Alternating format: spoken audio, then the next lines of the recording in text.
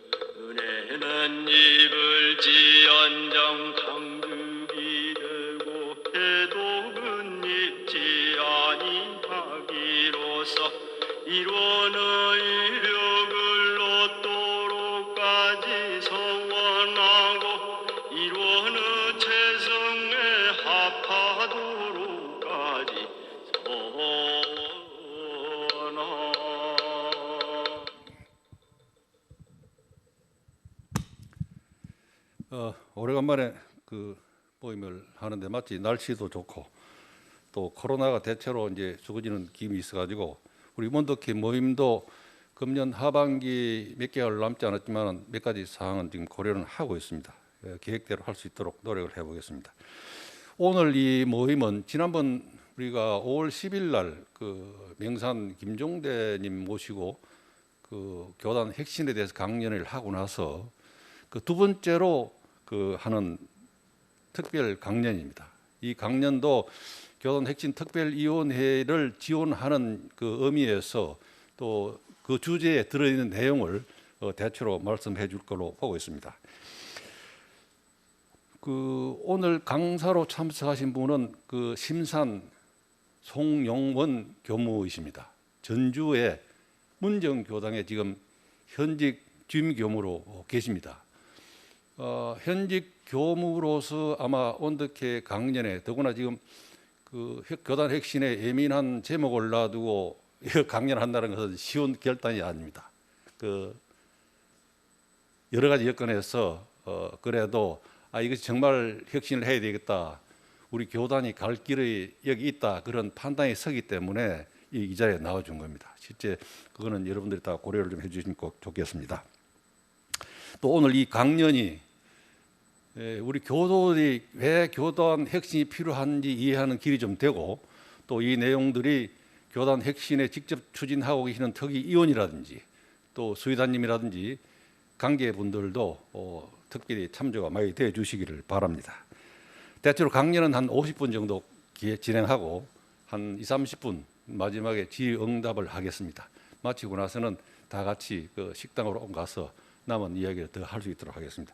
송정원 교무님을 모시겠습니다. 박수로 맞이하겠습니다.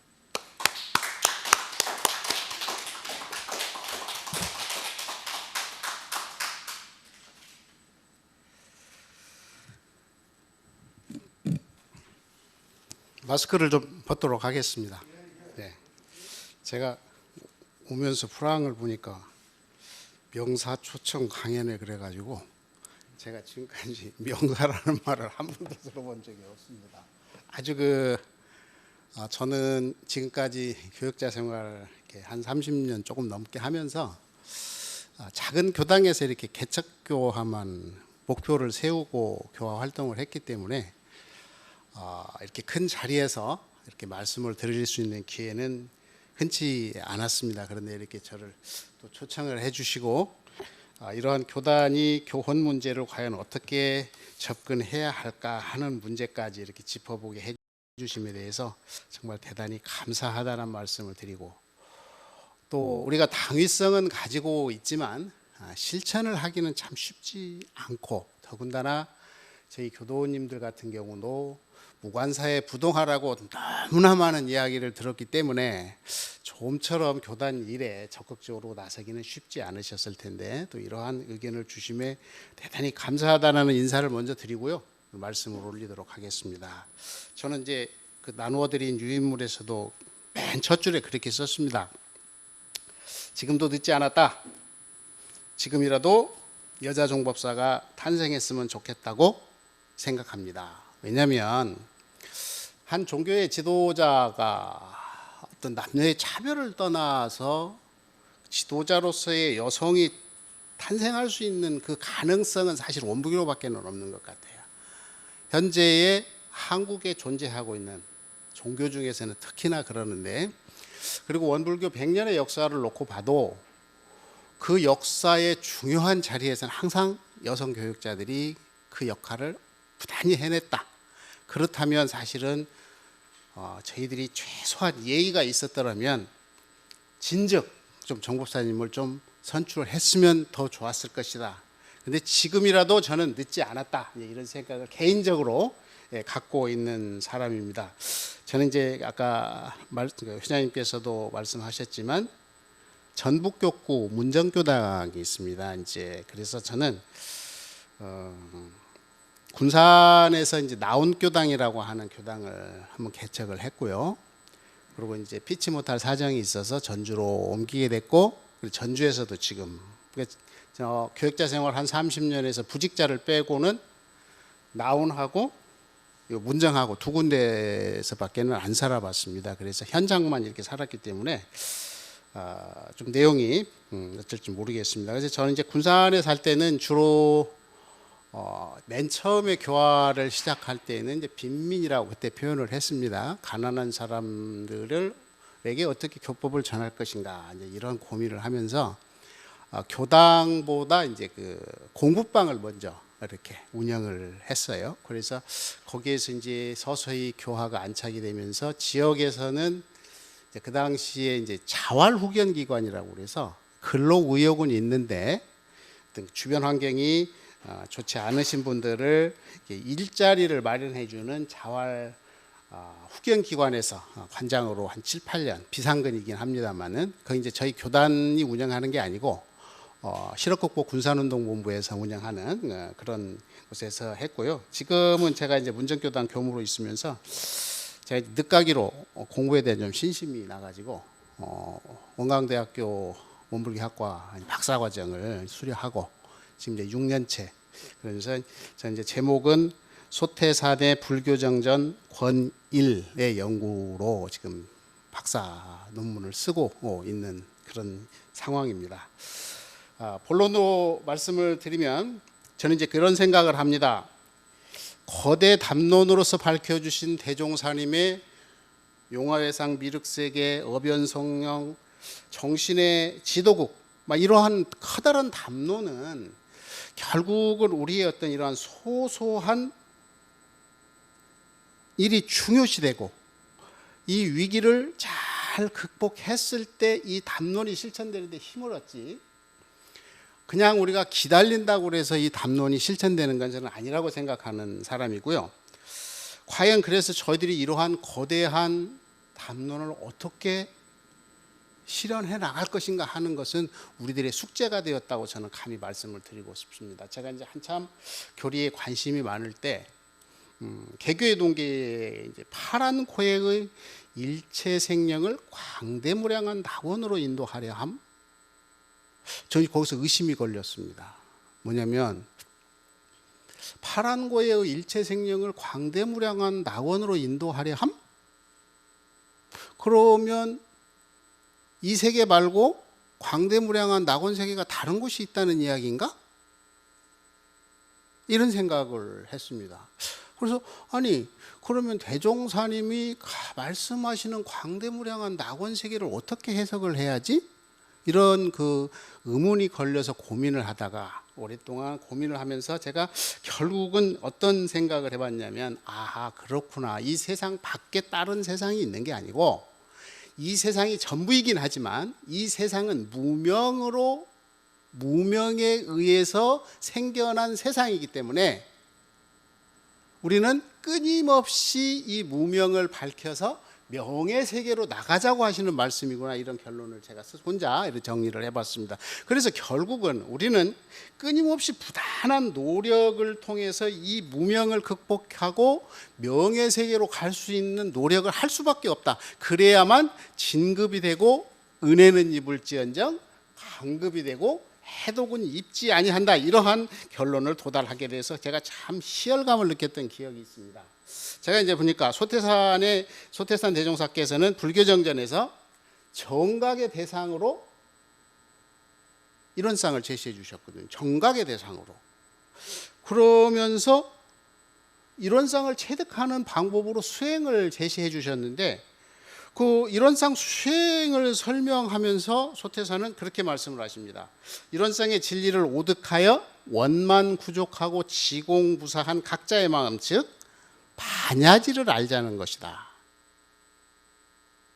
그래서 여기에서 굉장히 반야지라고 하는 말씀을 해주시거든요. 지금 교전에는 없죠. 그런데 불교정전은 분명히 그렇게 말씀을 해주셨어요. 원만구족하고 지공무사한 각자의 마음, 즉 반야지를 양성하고 그리고 사용하는 것이다. 저는 이게 불교적 용어로 보니까 이게 소상파집이더라고요. 소상파집. 그러니까 이건 소상파집은 결국은 뭐냐면 세우고 이 세우는 것에 멈추는 게 아니라 끊임없이 이것을 다시 극복하고 또 새로움을 세워나가는, 그래서 이게 완벽한 세상이 될 때까지 지혜가 용솟음 쉴 때까지 가자라고 하는 것이기 때문에 저희 원불교 교리에서의 혁신이라고 하는 단어는 기본으로 깔고 가더라는 것을 생각을 그때부터 하게 됐습니다. 그래서 어디로 들어가도 결국은 원불교는 혁신의 종교일 수밖에 없다. 끊임없이 이상세계를 향해서 나아갈 수밖에 없고, 오늘 또 내일 또 이 수행이라고 하는 신앙이라고 하는 이런 과정을 통해서 극복해 나가서 새로운 세상을 만들어갈 수밖에 없는 게 저희들의 주된 어떤 이유가 아니었을까, 저는 이런 정리를 해봤습니다. 혁신. 저는 이제 혁신이라고 하는 것은 결국은 두 축이라고 저는 생각을 합니다. 두 축인데 한 축은 사람의 문제예요.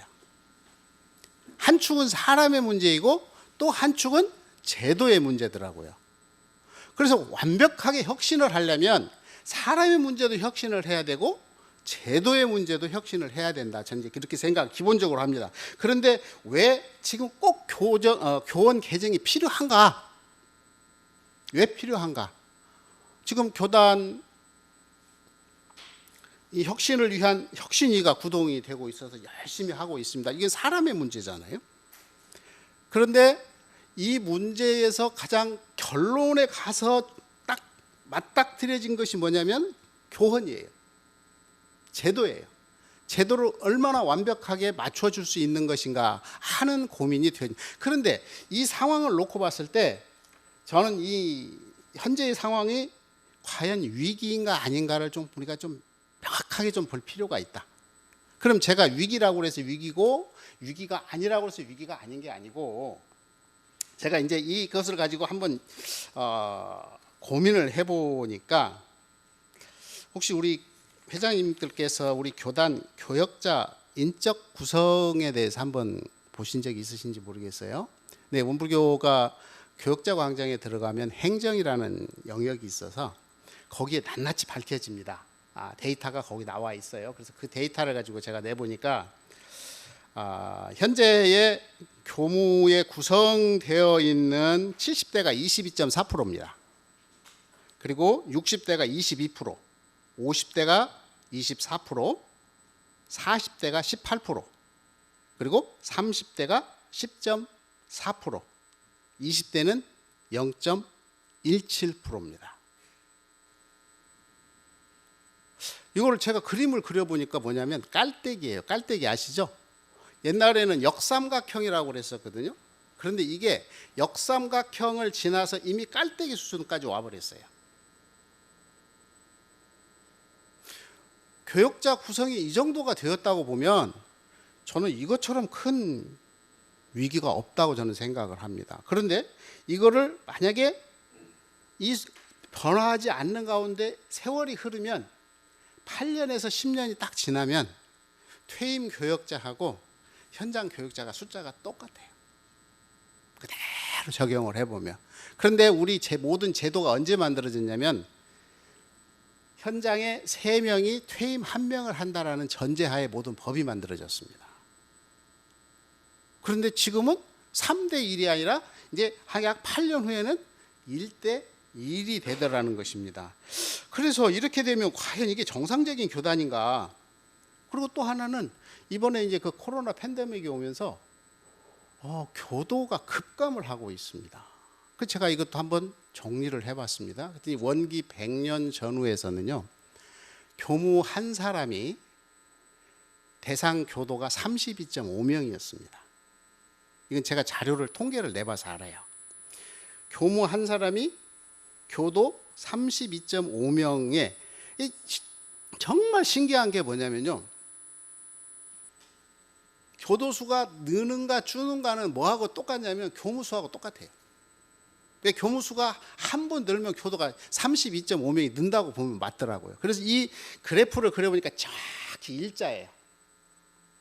70년대부터 자료가 나온 것을 쭉 해보니까 정확히 일자로 가요. 일자로.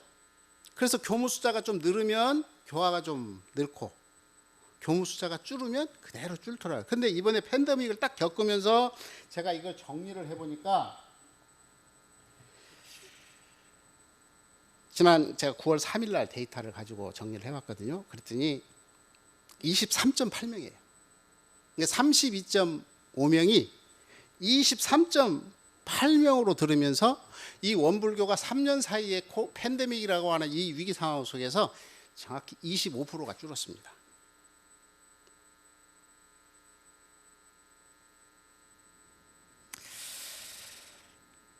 이렇게까지 상황이 열악해졌고, 그리고 아까 제가 교역자 데이터를 말씀을 드렸던 이유가 뭐냐면 지금부터 약 8년 정도 세월이 흐르면 교역자가 약 500명이 퇴임을 하게 됩니다. 그러니까 데이터를 그대로 반영을 해보면 8년에서 10년 사이에 500명이 퇴임을 하는데 현재 새로 들어오는 교무는 15명밖에 안 돼요. 그러면 50명이 나가고 15명이 들어온다고 그냥 간단하게 계산을 하시면 맞습니다. 그러면 1년에 몇 명이 줄었냐면 35명이 줄어요. 이거를 역환산을 해보니까 약 8,000명의 교도가 줄게 됩니다. 그냥 이 상태로 그대로 간다는 전제하에. 그러면 현재 교정원에서 발표하고 있는 출석 수하고 이걸 대비를 해보면 약 13,000명으로 줄어요.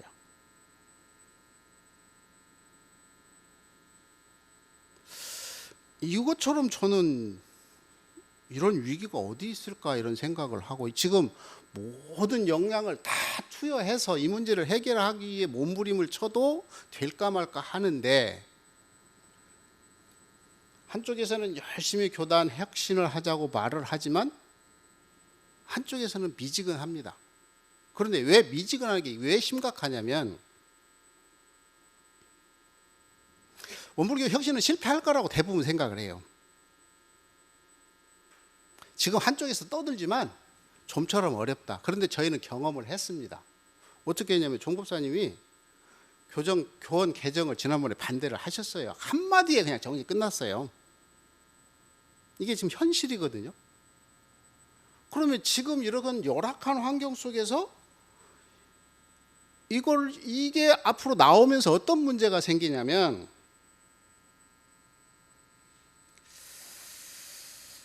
일부에서는 냉소적이고 부정적으로 바라보게 됩니다. 당연히. 그러다 보니까 문제의 본질을 흐리는 저항 세력이 생겨나요.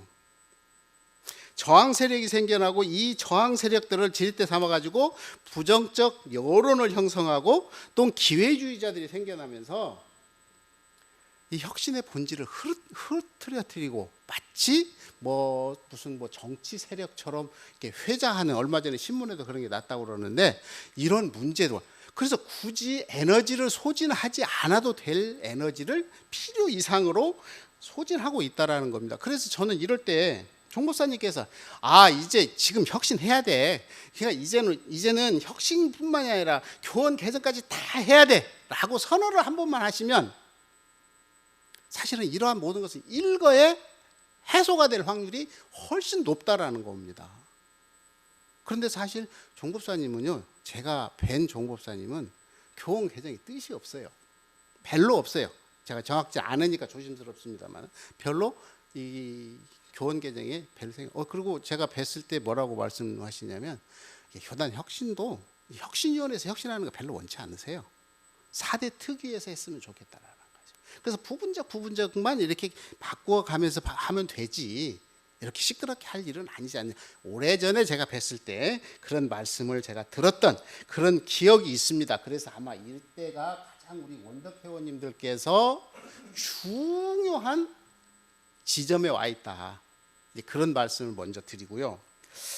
두 번째로 제가 제 말씀을 드리고 싶은 게 뭐냐면, 아까 위기 문제는 이제 저희들이 너무 잘 알기 때문에, 그리고 두 번째는 현재 교원을 보면 헌법 불일치되는 부분이 너무 많습니다.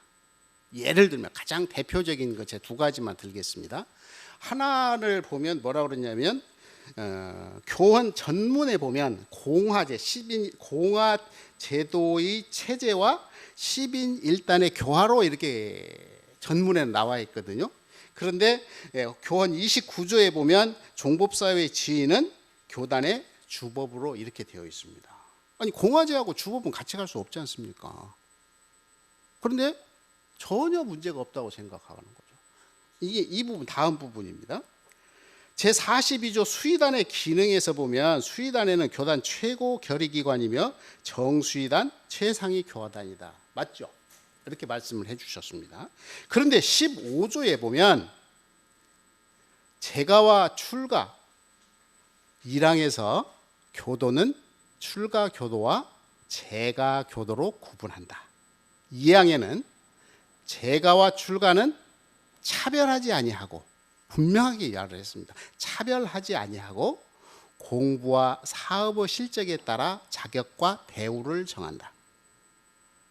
43조에 보면 수의단에는 종법사인 단장과 정수의단 구인과 호법 수의단원 및 봉도 수의단원으로 구성한다. 그리고 44조 1항에는 수의단원은 정사 이상을 피선으로 한다, 이렇게 되어 있거든요. 근데 교원에는 분명히 차별하지 않는다 라고 했는데, 지금까지 근자에, 전에 말고 근자에 제가 교도님 중에서 정수의단 하신 일 있나요? 없죠. 그러면 정사 이상이 없으신가요? 많죠. 추천 받아보신 일 있나요? 아니, 이렇게 불합리한 제도예요, 사실은. 아니, 분명하게 교원에서 재가와 출가를 구분하지 않는다? 그리고 공부와 사업의 실적에 따라서, 아니, 저희 교단, 제가 이제 가끔 우스갯소리로 그런 말을 합니다만은, 출가들이 땅 파서 돈 벌어본 일 있나요? 거의 없습니다. 거의 없어요. 관리적 입장에서 일을 했죠. 열심히 하는 건 저 부정하지 않습니다. 정말 열심히 했고, 그러나 그 근저를 이루는 핵심은 뭐였냐면 제가 교도님들이 계셨기 때문에 가능했던 것인데, 이게 지금 거꾸로 됐다고 저는 개인적으로 생각을 해요. 그 제가 오래전에 이 문제 좀 심각하다라는 걸 느꼈어요. 그래서 재가와 출가를 구분하지 않는데 왜 정수의단에는 재가가 없을까?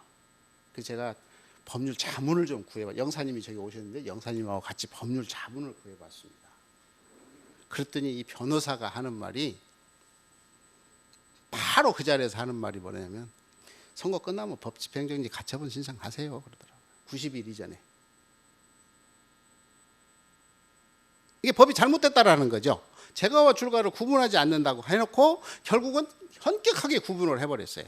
뭐냐면 봉도와 호법으로 그 자리를 다시 메꾼 겁니다. 그런데 수의단의 핵심은 정수의단이에요.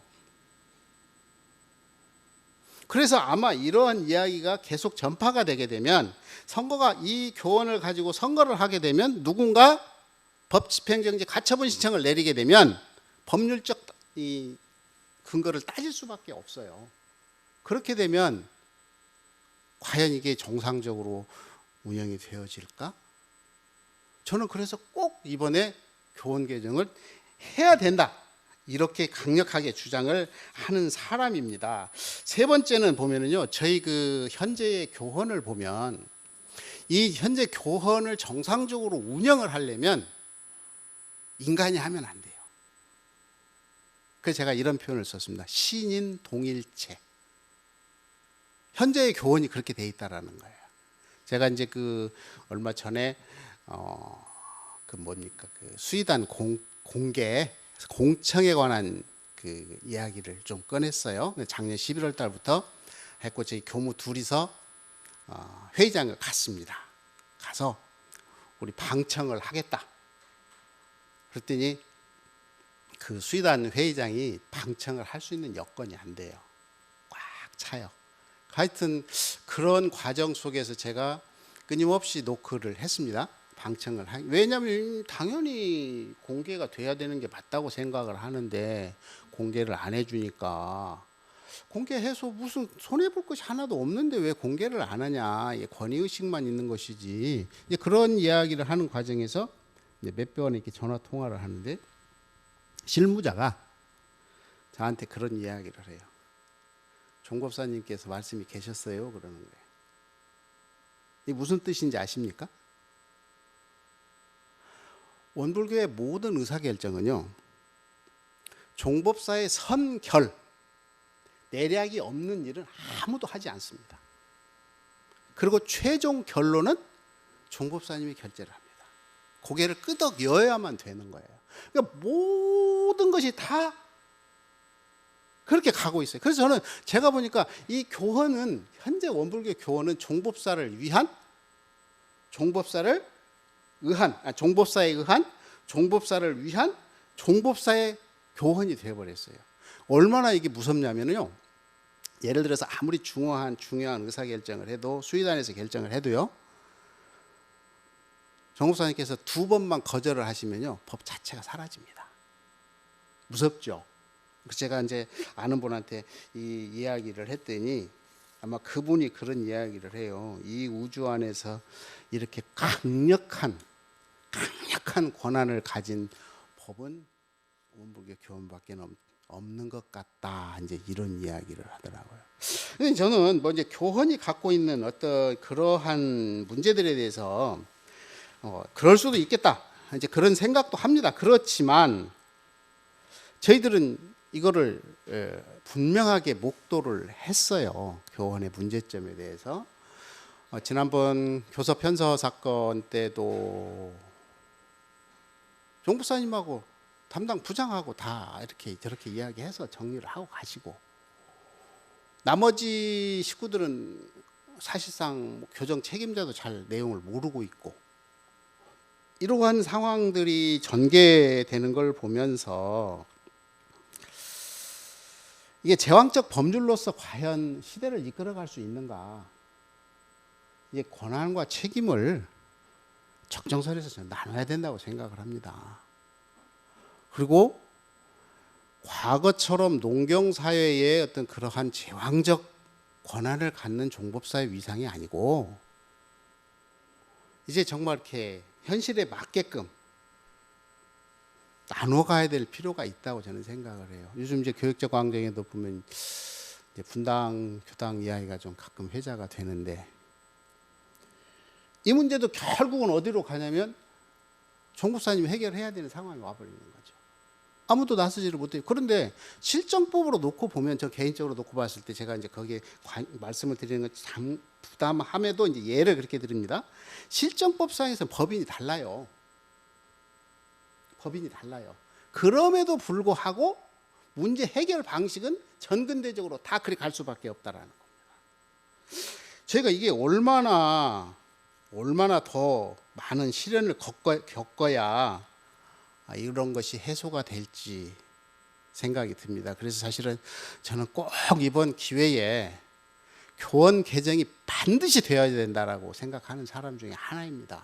그래서 저는 감히 이제 이렇게 제 말씀들은 제가 드리는 말씀은 대체적으로 이제 아시는 내용일 것 같고 제가 이 자리에 왔으니까 우리 원덕회원님들께 제안을 좀 하나 하고 싶어요. 그게 뭐냐면 지난번에 교원 개정에 대한 건을 수의단원과 그리고 혁신위원들에게 해달라고 하는 글을 이렇게 보냈다고 제가 들었거든요. 근데 좀 외람된 말씀이지만 그 자칫 잘못하면 오히려 혁신위에 협박까지는 아닌데 하여튼 부담을 주는 것 같아요. 제가 봤을 때는. 그래서 저는 이제 이 교단이 정말 정상적으로 가기를 간절히 바라는 입장에서 우리 원덕회원님들이 몇 분이 되든 간에 청원을 좀 해주셨으면 좋겠다 싶어요. 그래서 수의단 2명의 연서로 청원이 가능하거든요. 그러면 그 청원서를 제작을 해 주시면 수의단원들과 함께 상의를 해서 이거 왜 중요하냐면 공개적으로 교헌 개정에 대한 분위기가 형성되고 있음을 안팎으로 선언하는 거라고 저는 생각을 해요. 그래서 출가 재가가 다 함께 교헌 개정에 대한 바람이 너무 강렬하구나. 그리고 이것이 공식적으로 수의단의 회의에 안건으로 상정이 되고 가부를 떠나서 안건으로 상정이 되어서 이번에는 교헌 개정을 하지 않으면 안 되겠구나 하는 이런 분위기를 형성하는데 가장 좋은 방법이라고 저는 생각을 합니다. 그것이 바로 뭐였냐면 수의단의 공개 청원에서 저희들이 확인을 했습니다. 굉장히 어렵고 힘들었습니다. 내부적으로. 그런데 공개 청원이 올라가니까 총무법제분과에서 이거를 다루고 토론을 하고 이런 과정에서 이제는 피해갈 수 없는 당연한 것이라고 하는 결론을 낳게 됐습니다. 그러니까 자연스럽게 수의단회에서 이 부분이 공개적으로 결의가 됐거든요. 그런데 이 수의단회가 공개하는 것은 그만큼 이제 떳떳해진다라는 이야기잖아요.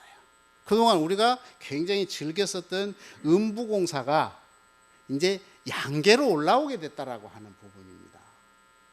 저는 이게 교단 발전에 어마어마한 힘을 발휘할 것이라고 저는 생각을 하고 이제는 감히 이 수의단이나 기타 힘 있는 어떤 자리에서 자행자지할 수 있는 그런 상황은 이제는 좀처럼 어려울 것이다. 저는 그렇게 확신을 하는 사람 중에 한 명입니다. 그리고 또 하나 이왕 말씀드린 김에 한 가지만 더 말씀을 드리겠습니다. 교원 개정을 하려면요 교정원장과 중앙교의회 의원 3분의 1의 연서로 교원 개정 발의가 가능합니다. 저는 이 결과물에 대한 너무 고민을 하시는 것은 바람직하지 않다고 생각을 해요. 과연 우리가 3분의 2일의 연설을 받을 수 있을까? 근데 한번 생각을 해보겠습니다. 제가와 출가를 구분하지 않는다고 그랬는데요. 중앙교회엔 구성이 어떻게 되는지 아십니까? 출가와 제가의 비율이 얼마인지 아세요? 2대1이에요, 2대1. 아니, 모든 조직을 제가와 출가라는 단어를 쓰면서 구분하지 않고 어떤 그 공부와 사업에 따라서 한다고 그랬는데, 지금 이게 갖는 의미는, 사실은 저는 좀 이런 표현을 쓰면 좀 화나실지 모르겠지만, 주인이 저는 제자리 찾아가는 일이라고 생각을 합니다. 주인이 제자리 찾아가는 일이라고 생각을 해요, 저는. 왜냐하면 아니, 우리가 우리 주인이 우리의 권리를 전부 출가에게 넘겨줬다가 내 거 달라고 지금 말씀하시는 것 같아요. 똑같다고 생각을 하거든요. 여기에서 형평성의 자리를 못 잡으면 이후에 큰 변화가 오지 않습니다. 저는 그렇게 생각합니다. 그래서 실천의 문제는 차치하고 준비위를 출범을 시켜주면 아마 출가들 입장에서 가장 부담스러운 부분이 되지 않을까, 저는 그런 생각을 해봅니다. 굉장히 어려운 일이라는 건 저도 알고 있고요. 그래서 이 두 가지를 이제 제안을 드리면서, 제가 이제 오늘 와서 또 전 시골 촌 교무가 아무것도 모르는 것 같은데 저렇게 부담을 준다 하실지는 모르겠지만, 저도 이제 교단에 오랫동안 이렇게 살면서 사실 제가 개척교화를 하게 된 결정적인 동기가요, 이거는 아닌데였습니다. 이거는 아닌데 거기서부터 출발을 했거든요. 근데 제가 30년 동안 개척교화를 쭉 해보니까 참 괜찮은 것 같아요. 저는 가족을 항상 대동하고 다니면서 교화를 했거든요. 처음에는 경제적으로 굉장히 어려웠습니다. 그런데 이제 이 정도 오니까요, 대부분 문제가 해결이 다 되더라고요. 그래서 그때 이거는 아닌데 하면서 생각했던 이 출발점이 지금 와서 생각하니까 얼마나 잘했던가라는 생각을 하게 됩니다. 그래서 저희들이 삶 속에서 어떤 위기가 왔을 때 그 위기를 정면 돌파하지 않으면 결국은 우리는 끌려갈 수밖에 없는 것 같아요. 그리고 우리가 하지 않아도 누군가는 할 것이라고 하는 생각을 갖고 있다는 것입니다. 그래서 제가 이제 여러 어르신을 모시고 말씀을 드리는데 굉장히 이제 부담스러우실 것 같아요. 청원을 좀 해주셨으면 좋겠다. 그 다음에 교원 개정 추진위를 좀 구성했으면 좋겠다. 이렇게 말씀을 드리는 것은 사실은 이제 저희가 종법사님 퇴진 문제가 나왔을 때 교단이 정말 힘들었습니다. 그런데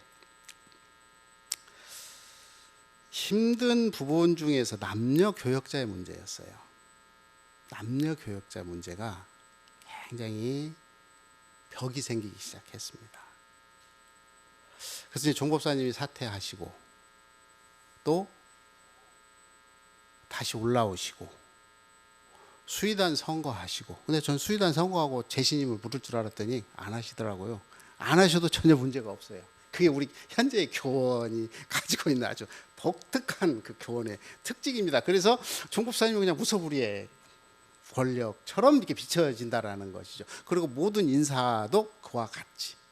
그래서 객관적이거나 사실적인 것에 부합하지 않아도 된다라고 하는 거. 그러니까 이제 그것이 우리가 농경 사회이고 그런 사회에서는 그것이 어떤 그 추진력으로서 영향이 있을 줄 모르겠지만, 지금은 밝은 세상 아닙니까? 그리고 평등한 세상이고 인권을 굉장히 중시하는 세상이기 때문에 우리 제가 교도님들, 원더케어님들께서 그런 문제에 이렇게 좀 함께 힘이 모아지신다면 아마 올 내년 이 교단의 큰 변화의 바람, 그래서 그러한 대종사님의 정신이 끊임없이 샘솟고 또한 이 문제를 통해서 우리의 교법을 사회에 실천해 갈 수 있는 그런 좋은 기현이 되지 않을까 이렇게 감히 그리고 죄송스럽다는 말씀을 드리면서 말씀 마치도록 하겠습니다. 감사합니다.